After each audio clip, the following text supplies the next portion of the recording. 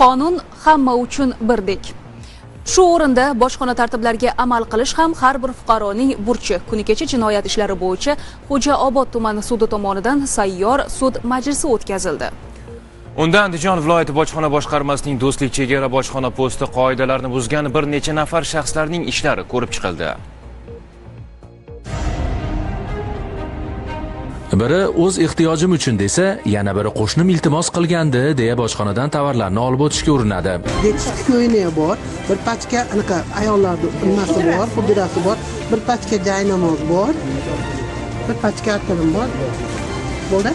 Andijon viloyati bojxona boshqarmasi do'stlik chegara bojxona posti ma'muriy binosida jinoyat ishlari bo'yicha Xo'jaobod tuman sudining sayyor sud majlisi o'tkazildi. Avval ham chegara bojxona posti orqali harakatlanish jarayonida bojxona to'g'risidagi qonun hujjatlarini buzgan shaxslarning harakatlariga nisbatan huquqiy baho berildi. Bojxona qoidalariga ko'ra, dori-darmonlar olib kirish va olib chiqish tartibi mavjud. Jismoniy shaxslar biror hujjat taqdim etmagan holda shaxsiy foydalanish uchun ma'lum miqdorda dorilarni olib kirishi yoki olib chiqishi mumkin. Tibbiy buyumlar va dori vositalari ishlab chiqaruvchining o'ramida bo'lishi kerak. Biroq bugun sudda ishi ko'rilayotgan shaxs bu qoidalarga amal qilmagan. Mumkin emasligini bilmagan holatimizda olib kirganmiz.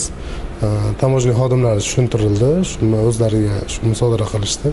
Endi qaytib unaqa narsalar olib kirmaslikni tushuntirdi, o'zimiz ham tushundik, qaytarib bu ishni qilmaslikka va'da berdik. Yana bir shaxs esa qilgan ishiga berilgan jarima jazosi uchun yengillik so'ramoqda. Sudya ham oilaviy sharoitlarni hisobga olib, ularga nisbatan qat'iy ogohlantirish hamda ma'muriy chora ko'rdi. Lekin u anaqa ekanlik, qon suyultirib beradigan edi ekanda, men shunga yaxshilik qilmoqchi edim. Men tushunmadim-da uni. Qizim o'qiydi-da, faqat yetkiza olmayman, bir o'zim yolg'iz onaman-da. Shuningdek, sud majlisi jarayonida huquqbuzarlik holatining sodir etilishi, uning obyektiv va subyektiv tomonlari qasddan yoxud ehtiyotsizlik oqibatida sodir etilganligiga alohida e'tibor qaratildi. O'tgan 2024-yil mobaynida Andijon viloyati bojxona boshqarmasi tomonidan 3000 dan ortiq huquqbuzarlik holatlari aniqlangan. Ularda qariyb 50-60% do'stlik chegara bojxona postining hissasiga to'g'ri keladi.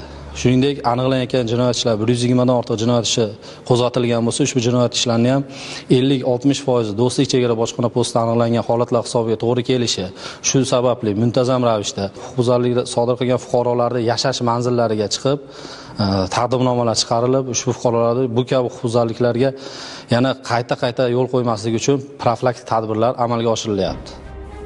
Bu kun Akmal Mo'ydinov, Andijon